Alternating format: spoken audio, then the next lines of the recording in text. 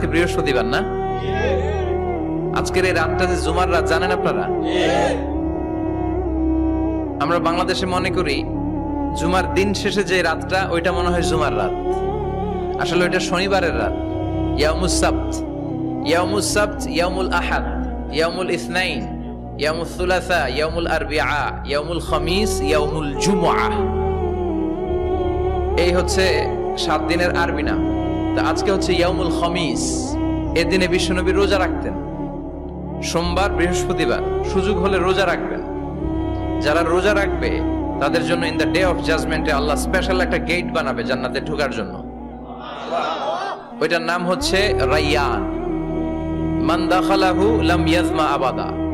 একবার who can enter within this door he will never be thirsty again.